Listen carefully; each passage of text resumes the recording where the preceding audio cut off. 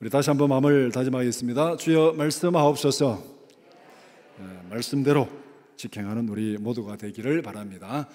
예배라는 그 단어의 의미가 하나님 앞에 엎드리다, 하나님을 높이다, 나를 낮추다, 그런 뜻입니다. 우리 하나님 앞에 엎드린다는 것은 어떤 의미겠습니까? 하나님 말씀하옵소서. 내가 그대로 지켜 행하겠습니다. 우리가 무릎을 꿇고 엎드린다는 것은 항복이잖아요. 하나님 시키는 대로 다 하겠습니다. 이런 마음으로 예배 드리는 자가 진정한 예배자인 줄 믿습니다. 하나님 말씀하옵소서. 내가 지켜 행하리이다. 오늘 설교 제목이 가르쳐 지키게 하라 합니다. 가르쳐 지키게 하라. 이 가르쳐 지키게 하라는 것을 간단히 얘기하면 교육입니다. 교육. 가르쳐서 지키요. 가서 가르쳐 지키게 하라. 교육인데, 우리가 교육이 이루어지는 것을 가만히 보면은 뭐 교육이 교실에서 이루어질 수도 있고, 길을 갈 때도 이루어질 수도 있고, 뭐 식탁에서 이루어질 수도 있고, 뭐 교육은 여러 곳에서 다양하게 이루어지는데, 그 교육이 이루어지는 과정을 가만히 보면은 한 세 과정으로 나눌 수 있습니다. 첫 번째는 내가 깨달은 것을 다른 사람에게 들려주고 나누는 것. 내가 깨달은 것을 들려주고 나누는 거, 이게 교육이잖아요. 야, 그거 그렇게 하면 안 돼. 내가 해보니까 이렇게 해야 돼. 이게 교육이잖아요. 지금 들려주고 나누는 것, 내 경험을 나누는 거, 이게 교육입니다. 그러니까 내가 깨달은 것을 들려주고 나누는 것, 이게 교육의 첫 번째 단계입니다. 그 다음에 두 번째는 들은 사람이 깨닫게 하는 것. 그 사람이 제대로 못 깨달았으면 그게 아니고 이거야, 다시 설명하잖아요. 다시 설명하고, 그 다음에 그게 교수법이 이제 개발되잖아요. 그러니까 뭐 영상으로 보여주고 예를 들고 이래 교수법. 그 다음에 두 번째 단계는 들은 사람이 그것을 바로 깨달을 수 있게 만드는 것. 세 번째는 깨달은 것을 실천할 수 있도록 훈련시키는 것. 그 듣기는 들었는데 아무런 생활에 변화가 없으면 그 교육이 제대로 이루어지지 않은 것이죠. 그래서 깨달은 것을 실천할 수 있도록 훈련시키는 것. 이러기 위해서는 학교에서 시험도 보고, 그다음 수행 평가도 하고, 이게 평가하는 것, 이게 이제 교육 받은 것을 실천할 수 있도록 이제 훈련하는 것. 이렇게 교육이 세 단계로 이렇게 이루어지는데, 오늘 우리가 본문 사도행전을 읽었는데, 사도행전 전체는 예수님의 명령을 실천하는 것입니다. 예수님이 가르친 것을 실천하는 것. 성령께서 전도자들을 통해서 예수님의 명령을 실천합니다. 사도행전에서 실천하는 예수님의 명령은 이것입니다. 가서 가르쳐 지키게 하라. 마태복음 28장에서 예수님께서 승천하기 전에 제자들에게 말씀하네요. 가서 가르쳐 지키게 하라. 그 내용을 지금 사도행전에서 지금 실천하고 있는 거예요. 그 다음에 또 사도행전을 보면은 복음서에 나타나지 않는 예수님께서 말씀하셨다는 내용이 하나 있습니다. 그것이 뭐냐면은 받는 것보다 주는 것이 복이 있다. 받는 것보다 주는 것이 복이 있다. 사도행전 20장에 가면 이 말씀이 나오는데, 그러니까 그것이 무엇인지 간에 주는 것이 받는 것보다 복이 있습니다. 주기 위해서는 어떻게 되겠습니까? 먼저 내가 받아야 되잖아요. 받아야 줄 수 있습니다. 내가 받지를 못하고 아무것도 없는데 어떻게 주겠습니까? 근데 받는 것보다 주는 것이 복이 있다.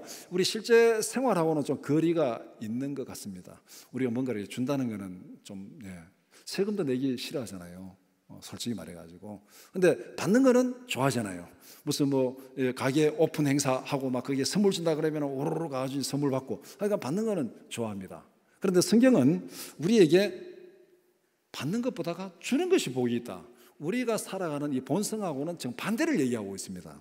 그러면은 우리가 이 주는 삶을 살기 위해서는 받아야 되는데 누구에게 받아야 되겠습니까? 사도행전의 원칙이 받는 것보다 주는 것이 복이 있다. 그러면은 사도행전의 출발이 뭐냐면은 받아야 주는데 누구에게 받아야 되냐? 하나님께로부터 받아야 된다.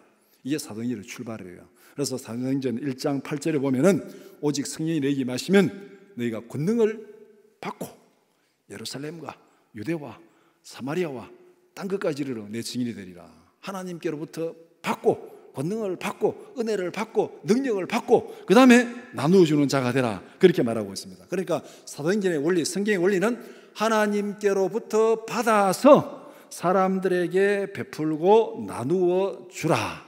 이것이 성경이 우리에게 말씀하는 삶의 원리입니다.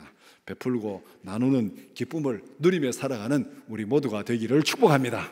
그러기 위해서는 우리가 하나님께로부터 풍성한 은혜를 경험해야 되겠죠. 하나님께로부터 받고 사람들에게는 나누고 베푸는 이 삶이 정말 기쁜 삶이고 신나는 삶이죠. 사도행전 8장은 빌립을 통해서 나타난 성령의 활동을 기록하고 있습니다. 8장 전반부 1절에서 25절까지는 표적과 능력을 행하는 사건을 기록하고 있습니다. 성령이 나타나서 기적을 행하는.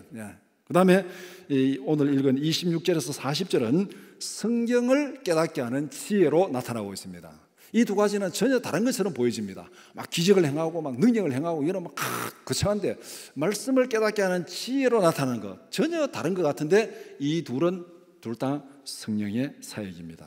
빌립의 활동은 예수님의 명령을 그대로 실천하는 것입니다. 가서 가르쳐 지키게 하라. 승천하실 때 예수님께서 명령하신 것을 그대로 실천합니다. 사도행전 전체가 바로 이 말씀을 실천하는 것입니다. 주님께 받은 복음을 전하고 나누는 일. 그래서 오늘 이 사도행전 8장 26절에서 40절 말씀을 두 부분으로 나눠서 함께 살펴보고자 합니다. 첫 번째는 광야 길로 가라.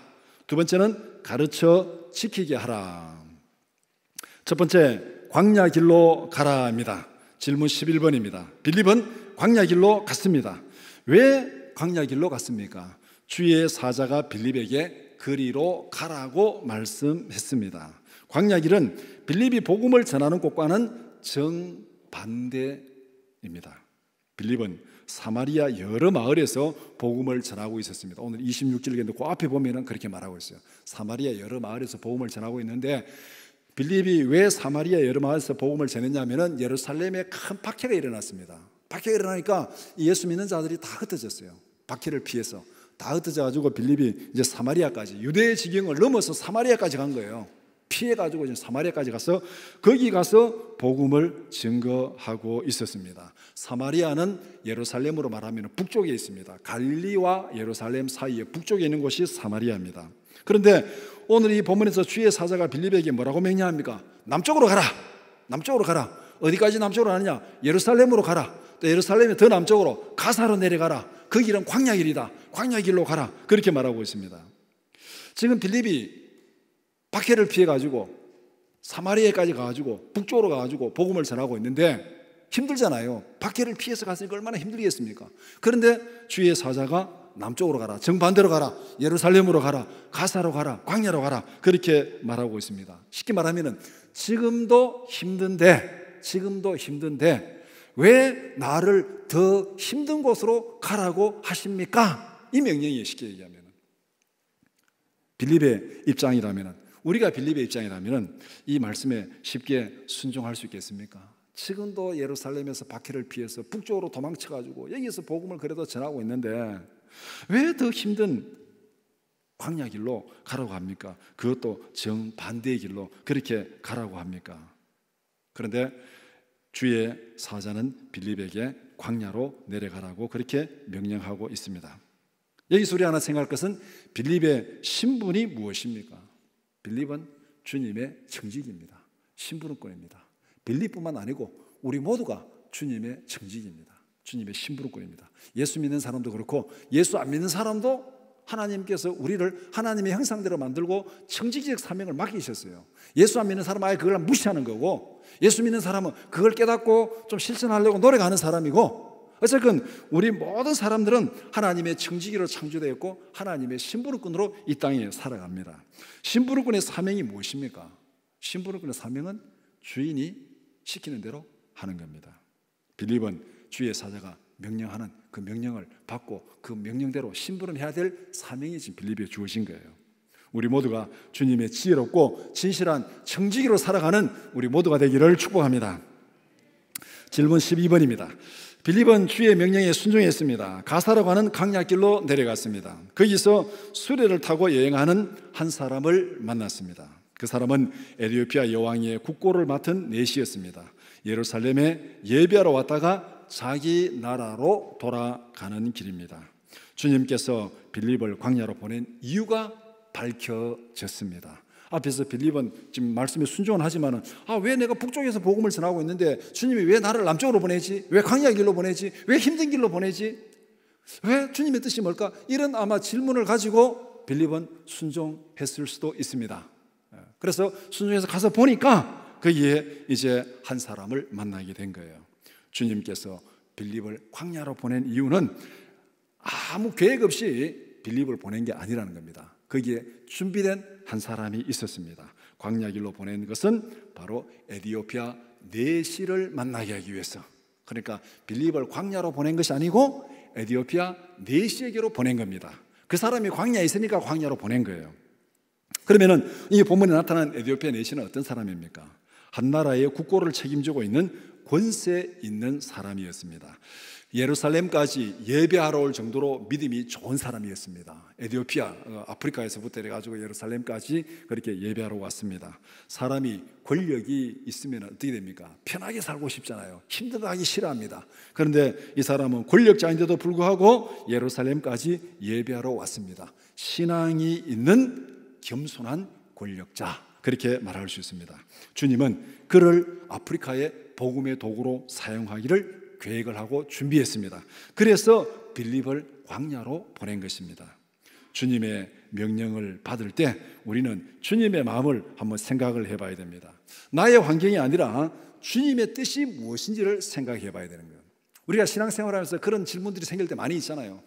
하나님, 지금도 힘든데 왜 자꾸 내게 이런 말씀을 주십니까? 왜 자꾸 내게 이런 명령을 하십니까? 이럴 때가 많이 있습니다. 그때 우리가 생각할 거, 내 상황이 지금 힘든데 그거보다가 하나님, 나를 통해서 하나님이 이루시고자 하는 뜻이 무엇입니까? 하나님의 마음이 무엇입니까? 하나님의 계획이 무엇입니까? 이것을 질문한다면 우리는 좀 더 쉽게, 덜 힘들게 말씀에 순종할 수 있지 않을까, 그렇게 생각합니다. 나의 상황이 아니라 나를 부르신, 나를 인도하시는 하나님의 계획이 뭘까? 하나님의 마음이 무엇일까? 이렇게 할 때 우리가 하루하루의 삶이 주님의 뜻을 이루어가는 삶이 될 줄 믿습니다.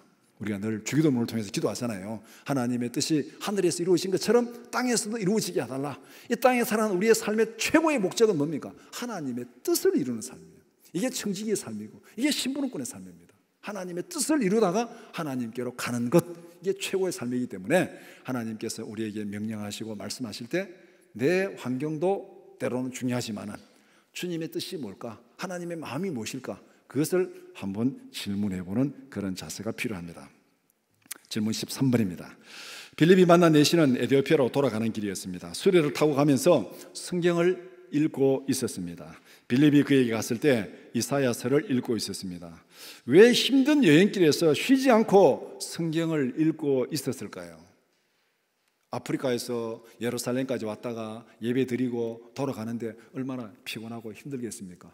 이렇게 가면서 잘 수도 있고 그다음에 또 쉴 수 있고 눈 감고 따님이 경치를 보면서 그렇게 갈 수도 있는 상황인데 그는 열심히 성경을 읽고 있었습니다. 그런데 오늘 본문의 전체 내용을 보면은 성경도 대충 읽는 게 아니에요. 굉장히 생각하면서 곰곰이 이 뜻이 뭘까? 이 뜻이 뭘까? 굉장히 고민하면서 성경을 읽고 있었습니다. 이것 또한 에디오피아 내시의 믿음과 열정을 보여주는 장면입니다. 예루살렘까지 예배하러 온 것도 대단한 믿음의 열정이고 광야길을 가면서도 성경을 읽고 있는 것도 대단한 열정입니다. 우리는 여기서 진정한 예배자의 모습이 무엇인지를 발견할 수 있습니다. 예배는 정해진 한두 시간으로 끝나는 것이 아닙니다. 4시가 예루살렘에 와서 하나님 앞에 예배드리고 끝났다, 이제 돌아가면서 끝났다, 예배 다 끝났다 하고 그렇게 돌아간 게 아니에요. 돌아가면서도 그 말씀을 계속 묵상하면서 생각하면서 고민하면서 그렇게 지금 돌아가고 있는 모습을 보게 됩니다. 예배는 삶으로 연결되어야 된다는 것입니다. 삶으로 연결되는 예배가 진정한 예배입니다. 예배 따로 생활 따로 그거는 존재할 수 없습니다. 예배가 없는 삶은 죽은 삶입니다. 오늘 이 세상에 많은 사람들이 때로는 풍요롭게, 때로는 권세를 누리면서 그렇게 살아가고 있지만 그러나 그 삶 속에 예배가 없다면 그 삶은 죽은 삶입니다. 예배가 없다면 그건 죽은 삶이에요. 이 땅에서 아무리 풍족하게 살아도 예배가 없다면 그 삶은 죽은 삶이에요. 왜? 그 삶은 이 땅에서 세월이 지나가면 영원한 지옥으로 갈 수밖에 없습니다. 그러니까 그 삶은 죽은 삶이에요. 또 동시에 삶이 없는 예배는 죽은 예배입니다. 우리가 하나님 앞에 정한 시간, 1시간은 예배 드렸다 손 치더라도 그러나 그 이후에 예배와 전혀 관계없는 삶을 산다면 그 예배는 죽은 거예요. 그러니까 예배와 삶은 분리될 수 없는 하나라는 것입니다. 예배 이후에 우리는 예배와 삶을 어떻게 연결하고 있습니까? 예배와 삶을 하나로 연결시키기 위해서 우리는 어떻게 노력하고 있습니까? 그 단서를 우리는 사도행전에서 한 군데 찾아볼 수 있습니다. 사도행전 17장 11절 12절 말씀 시작. 베레아에 있는 사람들은 데살로니가에 있는 사람들보다 더 너그러워서 간절한 마음으로 말씀을 받고 이것이 그런가 하여 날마다 성경을 상고함으로 그 중에 믿는 사람이 많고 또 헬라의 귀부인과 남자가 적지 아니하나.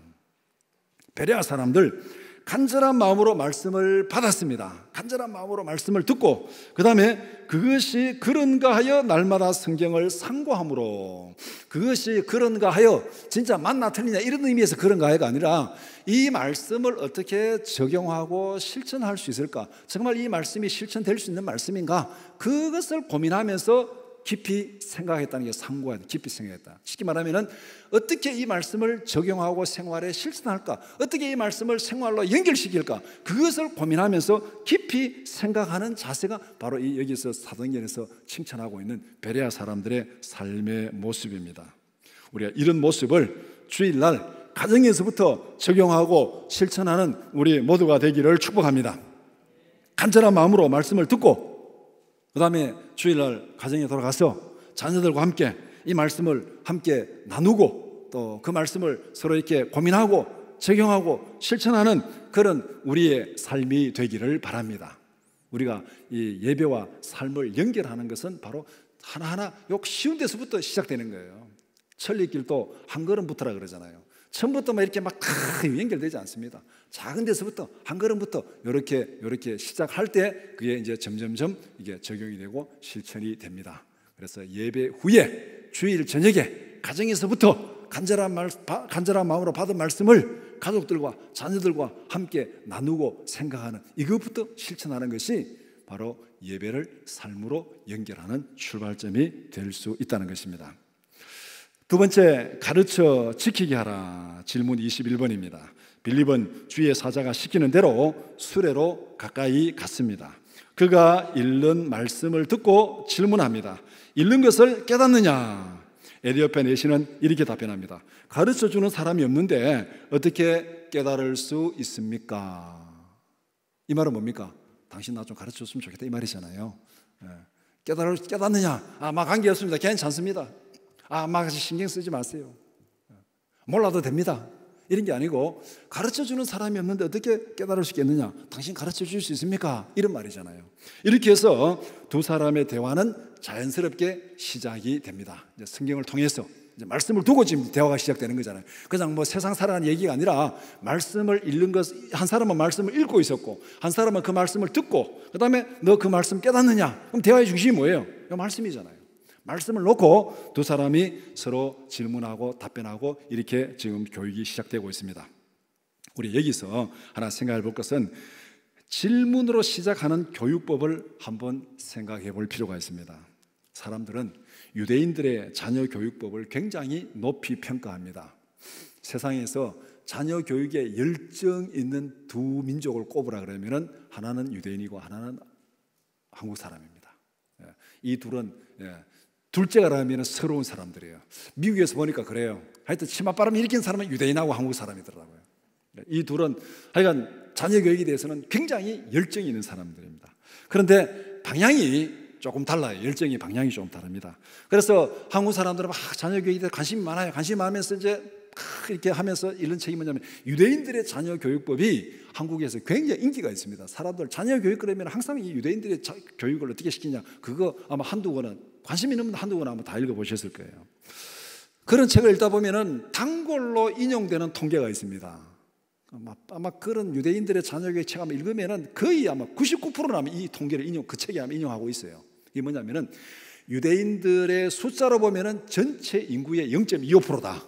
유대인들의 숫자는 전 세계 인구의 0.25%. 그런데 그 사람들이 노벨상은 몇 프로 받았냐? 노벨상 전체 받은 사람의 30%가 유대인들이 차지하고 있다. 대단한 숫자 아닙니까? 0.25%가 노벨상의 30%를 받고 있다. 그럼 도대체 이 사람들이 어떻게 해서 이렇게 적은 숫자의 사람이 이 많은 노벨상을 받을 수 있을까? 거기에 이제 이 질문이 출발되는 거예요. 그러면 정말 유대인들은 머리가 좋으냐? 그리고 통계조사해 보니까 유대인들이 머리가 안 좋아요. 유대인들의 머리는 우리나라 사람들 머리에 비하면 이거 완전히 전응합니다. 전응아. 유대인들의 평균 IQ가 94라고 합니다. 한국 사람들의 평균 IQ는 얼마겠습니까? 유대인들은 두 자리예요. 두 자리 94. 한국 사람들의 평균 IQ는 106이라고 합니다. 세 자리예요. 10이나 차이 납니다. 이게 민족의 IQ가 12 차이 나는 건 엄청난 차이입니다. 이게 두 자리와 세 자리예요. 우리는 머리가 굉장히 좋습니다. 그런데 머리가 나쁜 유대인들은 노벨상을 그렇게 많이 타는데 머리가 그래 좋은 한국 사람들은 왜 이렇게 노벨상을 못 탈까? 이 모든 고민을 한 결과 바로 교육의 문제다. 사람들이 그렇게 생각을 하고 지금 한국의 교육을 바꿔야 된다. 많은 사람들이 그런 책들을 많이 쓰고 있습니다. 그래서 유대인들의 교육의 핵심을 두 가지로 정의를 합니다. 하나는 가정교육이다. 가정교육이다. 이 유대인들의 교육이 가정이라는 거는 이거는 성경부터 시작, 신명기부터 시작하는 거예요. 집에 있을 때인지 누워 있을 때인지 길을 갈 때든지 뭐 어디 가든지 문설주에 미간에 손목에 붙이고 가르치라. 이거는 성경부터 시작해야죠. 처음부터 가정이에요. 가정. 유대인들의 교육 첫 번째는 가정입니다. 가정에서 부모와 자식들 사이에 계속 말씀을 놓고 흔히 이게 토라를 놓고 그다음에 이게 대화하고 얘기하고 이게 유대인들의 가정교육의 출발입니다.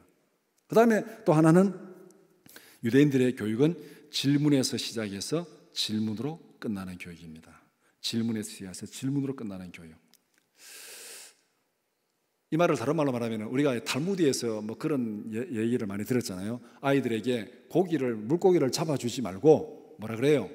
물고기 잡는 법을 가르쳐주라. 물고기 잡아주면 한 마리 딱 없는데 물고기 잡는 법을 가르쳐주면 계속 물고기를 잡아서 먹을 수 있으니까 아이들에게 물고기를 잡아주지 말고 물고기 잡는 법을 가르쳐주라. 이게 탈무드에서 인용되는 우리가 뭐 잘 들어서 알고 있는 내용이에요. 이 얘기를 교육에 적용시키면 어떻게 되냐면은 아이들에게 정답을 가르쳐주지 말고 그 해답을 찾도록 생각할 수 있는 질문을 던지라는 겁니다. 그러니까 유대인들의 교육은 처음부터까지 정답이 없습니다. 정답을 안 가르쳐줘요. 계속 질문을 던지는 질문을 스스로 그 해답을 찾아가도록 생각할 수 있는 질문을 던지는 것이 유대인들의 교육입니다. 그러니까 가정에서 교육이 시작되고 그 다음에 질문으로 계속 진행되는 이것이 유대인들의 교육입니다. 그러니까 이런 유대인들의 교육 방법이 별로 머리도 좋지 못한 사람들을 정말 대단한 사람들로 만들었다. 그렇게 얘기를 합니다. 노벨상의 30%를 받고 그다음 또 막 인용하는 게 뭐 흔히 말하는 뭐 구글 창업자, 뭐 페이스북 창업자, 뭐 세계 무슨 뭐 투자 뭐 다 유대인들이다. 뭐 그런 얘기를 많이 하고 있습니다. 그래서 이 교육의 차이가 우리 생활에 어떻게 나타나냐면은 학교에 갔다 오는 아이에게 엄마가 질문하는 질문. 여러분도 애들 다 학교 보냈잖아요. 뭐 손자들 보내고 자녀들 보내고 애들 학교 이제 갔다 오면은 요새는 학교를 안 가서 뭐 하여튼 그런데 학교 갔다 오면은 엄마가 뭐라고 질문합니까? 한국의 엄마는 이렇게 질문한답니다. 뭐 여러분들 한번 스스로 한번 보시기 바랍니다. 오늘 학교에서 무엇을 배웠니? 그래 했죠, 여러분들. 애들 학교 입학시켜놓고 오늘 너 뭐 배웠어? 뭐 배웠어? 선생님이 뭐라든지 뭐 배웠어? 이렇게 묻잖아요. 여기에 포인트는 정답을 찾는 거예요. 정답을. 그런데 유대인들은 이렇게 질문한답니다. 오늘 학교에서 선생님께 무슨 질문을 했니? 너 호기심이 뭐니? 궁금한 게 뭐니? 여기 이 차이가 전체 교육의 차이랍니다. 한국의 정답을 찾는 한국의 교육은 단기적으로는 굉장히 효과가 있습니다. 뭔가 이렇게 남들이 못하는 거 따라갈 때는 효과가 있어요. 따라가는 데는. 정답을 찾는 거니까 따라갈 때는 효과가 있습니다. 저도 그렇게 교육받았고 여러분도 그렇게 교육을 받았습니다. 학교에서 시험 볼 때 막 다다다다 외워가지고 시험 딱 치고 저녁에 땡 하면 다 잊어버리는데 그 다음 날 가면은 시험 본 내용을 몰라요. 다 잊어먹고 또 그 다음에 또 달달달 외워가지고 시험 딱 보고 땡 하면 다 잊어버리고 이게 정답을 찾아가는 공부였습니다. 그런데 이 교육은 단기간에는 굉장히 효과가 있는데 장기적으로는 효과가 없습니다. 남을 따라갔는데 그 다음에 내가 뭔가를 창의적으로 할 수는 없습니다. 생각하는 훈련이 안 되어 있기 때문에. 그래서 우리가 이 말씀을 묵상한다. 시편 1편에 이 보이는 사람은 하나님의 말씀을 주야로 묵상하는 자로다. 이 묵상이 뭐냐면은 그 단어 끝에 하면은 새가 조잘조잘하는 것처럼 그렇게 한다. 뭐 읊조린다. 뭐 이게 묵상이라는 건데 그 묵상의 실제적인 내용은 뭐냐면은 내가 읽고 들은 그 말씀을 내 생활에 적용하기 위해서 내 스스로 질문하고 답변하는 과정입니다. 말씀을 놓고 계속 내 스스로 질문하고 답변하는 거예요. 근데 이 말씀을 들었는데 이거 어떻게 적용해야지? 이렇게 적용하면 될까? 이렇게 적용하면 이런 문제가 생기는데 그럼 이런 문제를 어떻게 풀어야지? 그럼 이렇게 해야지. 이게 묵상의 과정이라는 거예요. 계속 자기 자신에게 질문하고 답변하고 질문하고 답변하고, 이 질문하면 그 다음 답이 나오고, 이 다음에 그 다음 또 질문이 나오고 또 질문하고 답변하고, 이게 묵상의 과정이라는 겁니다. 앞에 이 베레아 사람들이 날마다 말씀을 상고하는 내용이 바로 그 내용이라는 거예요. 말씀을 보고 듣고 읽었습니다. 이 말씀을 적용하기 위해서 어떻게 해야 되는지 내가 계속 질문하고 답변하고 질문하고 답변하고, 그래서 내가 이 말씀을 적용해가는 삶을 찾아가는, 그것이 바로 묵상의 과정입니다. 오늘 본문에서 그렇게 이제 이 질문과 대화를 통해서 이제 말씀이 시작되고 가르침이 시작이 되고 있습니다. 질문 22번입니다. 빌립이 왔을 때 내시가 읽고 있던 말씀은 이것입니다. 오늘 본문의 32절, 33절, 이것은 이사야 53장 7절, 8절의 말씀입니다.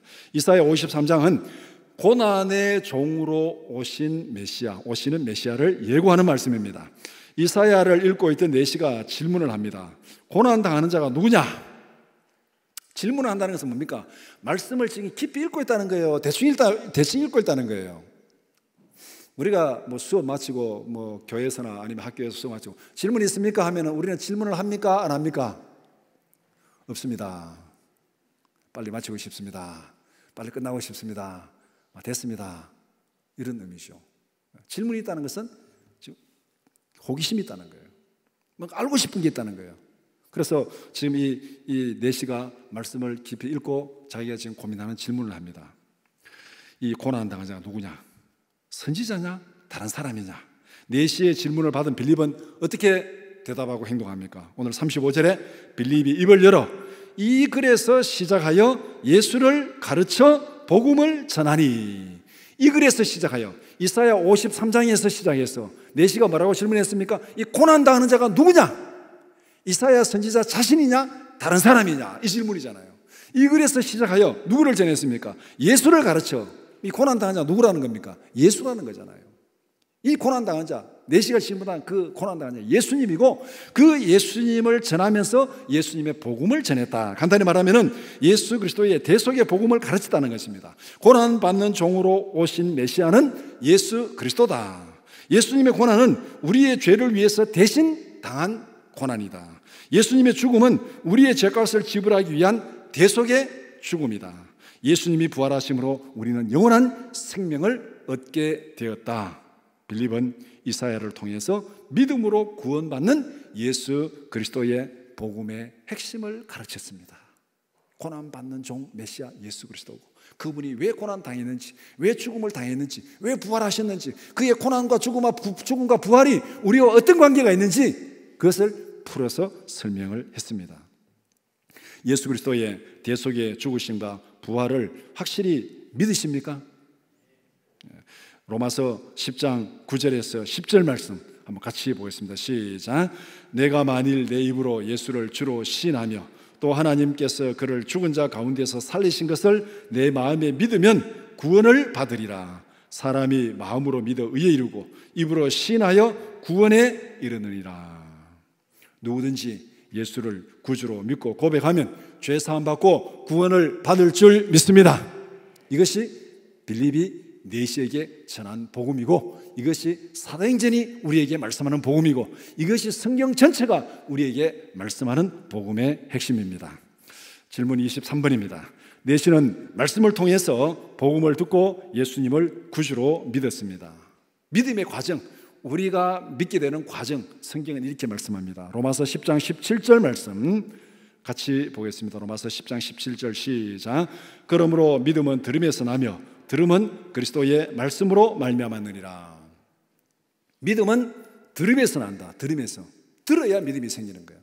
그런데 그 들음의 내용이 뭐냐? 하나님의 말씀입니다. 자, 그럼 오늘 이 본문에서 빌립과 내시 사이에 어떤 대화가 주고갔습니까? 서로 질문하고 답변하고 질문하고 듣고 이렇게 말하고 듣고 했잖아요. 그 내용이 뭡니까? 하나님의 말씀. 이사야서에 있는 하나님의 말씀을 통해서 서로 주고받고 말하고 듣고 이 들음이 일어났습니다. 그러니까 이 말씀을 듣고 내시에게 지금 믿음이 생긴 거예요. 예수님을 확실히 믿고 알게 된 내시는 빌립에게 무엇을 요청했습니까? 예수 이름으로 세례를 받고 싶다. 내게 세례를 베풀어 달라. 그렇게 요청하고 있습니다. 36절에 보라, 물이 있으니 내가 세례를 받음에 무슨 꺼리낌이 있느냐? 내게 세례를 베풀어 달라. 그렇게 지금 얘기하고 있습니다. 예수 이름으로 세례를 받겠다는 것은 어떤 의미가 있습니까? 복음의 내용에 전적으로 동의한다는 겁니다. 이것을 동의하고 믿는다. 빌립이 다 복음을 들려줬는데, 이사야로부터 시작해가지고 예수 그리스도의 복음을 다 들려줬는데 이 내시가 믿었습니다. 나 그 전적으로 동의하고 믿는다. 그러니까 내게 세례를 베풀어 달라, 이 말입니다. 세례 베풀어 달라는 것은 내가 그 전적으로 믿고 동의한다. 나는 영원히 죽을 수밖에 없는 죄인인 것을 인정한다. 예수님께서 나의 죄를 대신해서 죽으심으로 내가 죄 사함 받게 되는 것을 믿고 인정한다. 나는 나의 죄를 회개하고 예수를 구주로 믿습니다. 그러니까 내게 세례를 베풀어 주십시오. 그렇게 말하고 있습니다. 내시의 믿음은 행동의 변화로, 삶의 변화로 나타난 것입니다. 세례를 받은 후에 빌립은 사라졌습니다. 그런데 내시는 어떻게 했습니까? 기쁨으로 자기 고국으로 돌아갔다. 그렇게 성경에 말씀합니다. 내시는 예수를 믿고 구원의 은혜와 기쁨이 충만했습니다. 세례를 받고 기쁨이 충만한 그런 상태로 돌아갔습니다. 예수 그리스도가 주시는 구원의 은혜와 기쁨이 우리 모두에게 충만하기를 축복합니다. 말씀을 정리해 봅시다.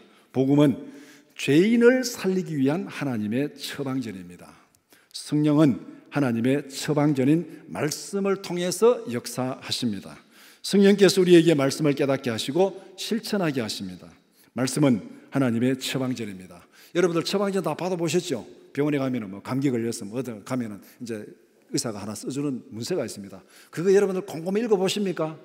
어떤 사람은 막 이 약이 뭐지? 전번에 받은 약인데 이게 뭐지? 뭐 하여튼 집에 와서도 곰곰이 공부하는 사람이 있는데 그런 사람은 별로고, 저도 뭐 처방전 받으면은 보지도 않습니다. 그냥 보지도 않고 어디로 갑니까? 옆에 약국으로 하잖아요.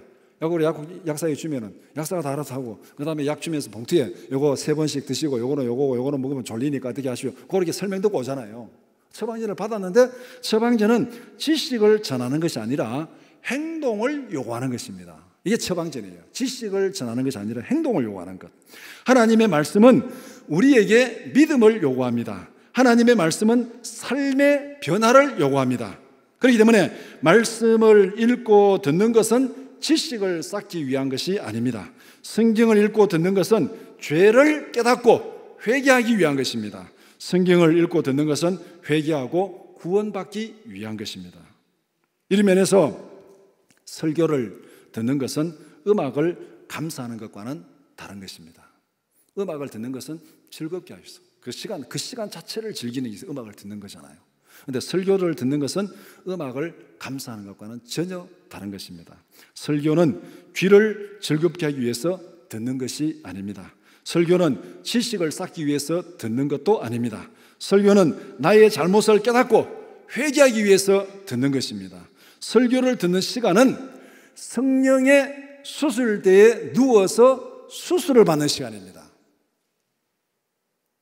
이게 설교 듣는 시간이에요. 설교가 감상이 될 수 없고 설교가 즐거움이 될 수 없는 이유가 바로 여기에 있습니다. 왜 그러냐? 말씀은 우리가 설교를 듣는다는 건 말씀을, 하나님의 말씀을 듣는다는 거잖아요. 누구 무슨 세상 살아가는 얘기 듣는 것도 아니고 누구 무슨 유머 듣는 것도 아니고 하나님의 말씀을 듣는 거잖아요. 말씀이 뭡니까? 말씀은 성령의 검이라 그랬습니다. 성령의 검, 하나님의 말씀. 에베소서에서 하나님의 전신갑주를 얘기할 때 성령의 검, 하나님의 말씀은 성령의 검입니다. 성령께서 말씀의 검, 칼을 들고 뭐 한다 그랬습니까? 히브리서 4장 12절에 보면은 영과 혼과 관절과 골수를 찔러 쪼개기까지 한다. 이게 뭐예요? 우리의 머리끝에서 발끝까지 다 부검한다는 얘기잖아요. 우리의 영혼과 마음과 육체 안에 있는 모든 죄를 다 찔러 쪼개서 그것을 다 도려내는 게 이게 성령이 말씀을 통해서 우리에게 하는 일입니다. 우리가 하나님의 말씀을 듣는다는 것은 바로 이런 면에서 성령의 수술대에 누워 있는 거예요. 설교를 듣는 것은 바로 성령의 수술대에 누워 있는 것입니다. 그래서 설교는 성령의 수술이기 때문에 감상이 아니라 충격입니다. 설교는 성령의 수술이기 때문에 즐거움이 아니라 아픔이요 찔림입니다. 설교를 들을 때 마음에 찔림이 있었다. 그게 정상이에요. 그게 정상이에요. 설교를 준비하는 사람도 설교를 준비하면서 찔림이 있었고 뭔가 참 안타까움이 있다. 그게 정상이에요. 설교는 성령이 말씀을 통해서 우리를 수술하는 거기 때문에. 수술하면서 여러분들 뭐 유튜브 다 귀에 끼고 막 음악 들으면서 막 흥얼흥얼하면서 수술 받아본 적 있어요? 수술실에 들어갈 때 기분이 어때요? 뭐 안 들어가 보신 분들은 모르죠. 안 들어가 본 분들은 행복한 사람이에요. 수술실에 안 들어간 사람 정말 행복한 사람이에요. 하나님 앞에 갈 때에서 한 번도 들어가지 마시기 바랍니다. 저도 본의 아니게 수술대 몇 번 들어가 봤는데 내가 정신을 바짝 차려가지고 어떻게 하는 거 봐야지 하고 딱 들어갔는데 수술실에 들어가가지고 침대가 딱 멈췄는데 그 다음부터는 아무 생각이 없어요. 눈 떠보니까 침대에 와 있더라고요, 내가. 그러니까 수술은 충격이고, 아픔이고, 고통이고, 두려움이에요. 내 자신이 다 드러나는 거예요. 설교를 듣는 것은 성령의 수술을 받는 시간이고, 아픔이고, 찔림이고, 두려움이고, 충격입니다. 진정한 기쁨은 수술 후에 오는 것입니다. 진정한 기쁨은 수술 후에 오는 것입니다. 말씀을 들을 때 그때 기쁨이 오는 것이 아니라 그때는 아픔이 와야 되고 그때는 찔림이 있어야 돼요. 진정한 기쁨은 말씀을 들은 후에 말씀이 주는 기쁨은 성령의 수술이 끝난 다음에 오는 것입니다. 말씀을 통한 진정한 기쁨은 성령의 책망을 받아들이고 회개하는 자에게 주시는 하나님의 영원한 기쁨인 줄 믿습니다. 그 말씀을 받아들이고 회개하고 내가 고쳐졌을 때, 치료했을 때 그때 기쁨이 오잖아요. 질병이 있을 때는 두려움이 있습니다. 수술을 앞두면 두려움이 있습니다. 수술을 잘 받고 그 질병이 완전히 치료되면 그 다음에 기쁨이 오는 거예요. 말씀을 통한 기쁨이 바로 이와 같다는 것입니다. 말씀을 듣고 믿게 된 내시는 바로 이런 기쁨이 충만했습니다. 그래서 빌립이 사라졌지만은 기쁨으로 자기 고국으로 돌아갔다고 오늘 본문에서 말씀하고 있습니다. 말씀을 통한 죄사함의 기쁨이, 말씀을 통한 구원의 기쁨이 우리 가운데 충만하기를 축복합니다. 말씀을 통한 하나님의 위로와 평강이 우리 가운데 충만하기를 주님의 이름으로 축원합니다.